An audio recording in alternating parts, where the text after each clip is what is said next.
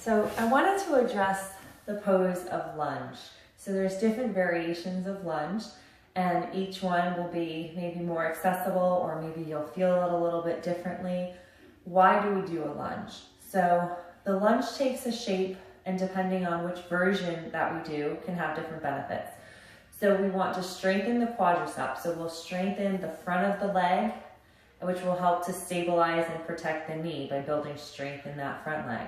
We also use it to stretch and lengthen the back leg. So the quadricep of the back leg up into the hip flexor or the psoas muscles.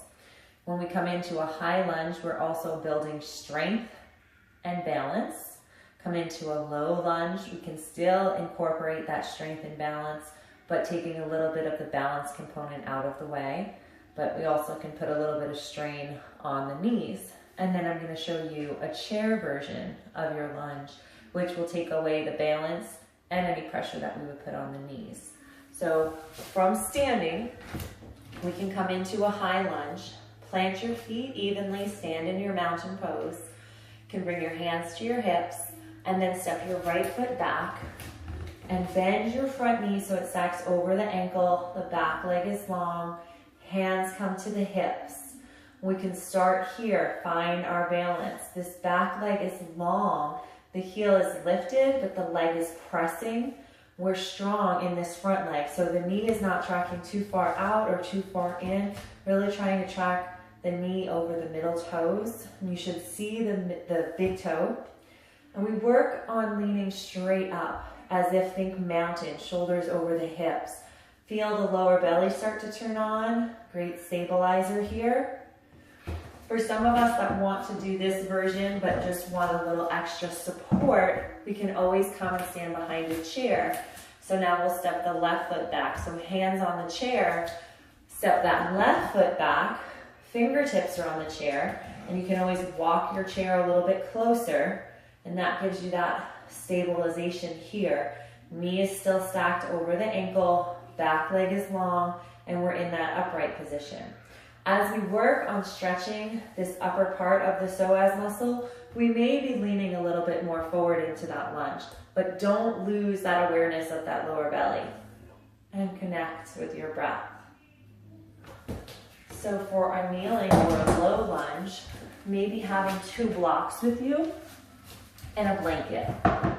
So we can use the blanket to cushion our knees and come down onto our knees.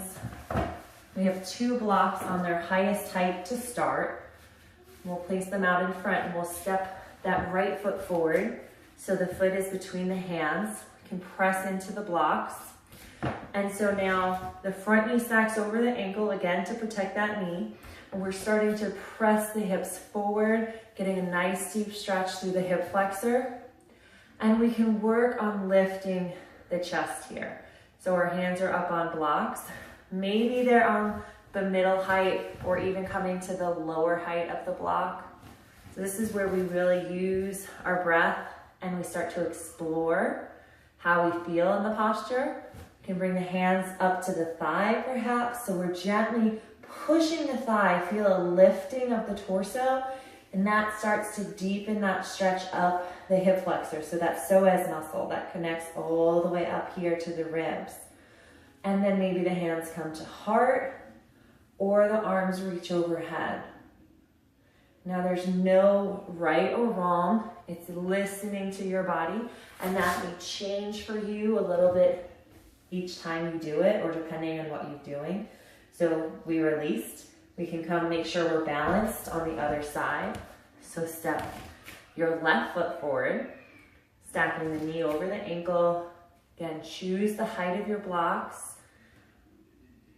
And as most things that we do, we find imbalances between 2 sides. So if we're deeper on this side or we're not as deep, don't force it. We can stay here. Perhaps the hands come to the thigh, to the heart, or extend overhead.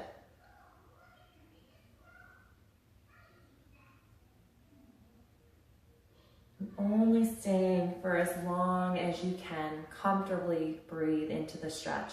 Working on staying in your lunge for 5 to 10 breaths.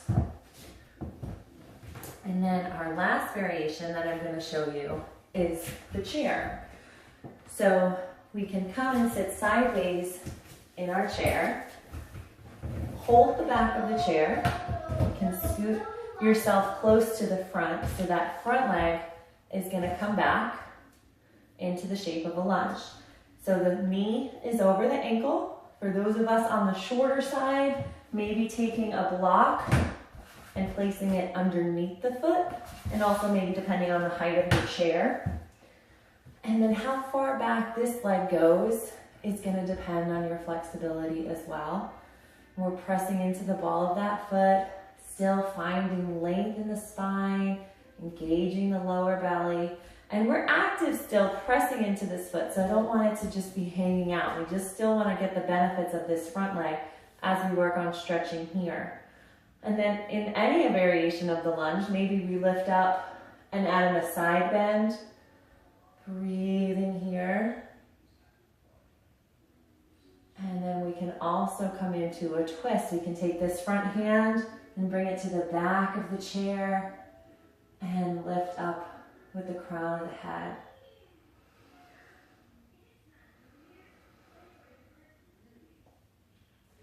And then gently release, and we do the other side. So we turn ourselves around, we plant this foot underneath the knee, we slide this foot back, holding onto the chair. Again, choosing the angle, so how far back does that leg need to go for you to feel comfortable in the stretch?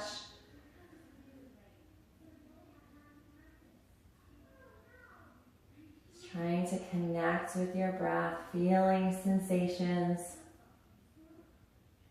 Maybe the opposite arm reaches up, reaches over. Nice stretch through that whole side body.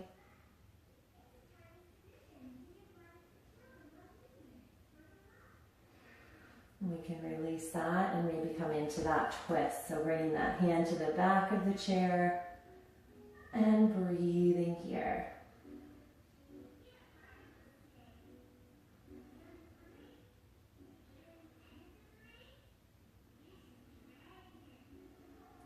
We gently release. We come back to center, to sitting in our chair. So those are 3 variations of our lunge. I hope one of them you find accessible to strengthen the quadricep as well as stretch the quad and the hip flexor. If you have any questions, feel free to reach out to me.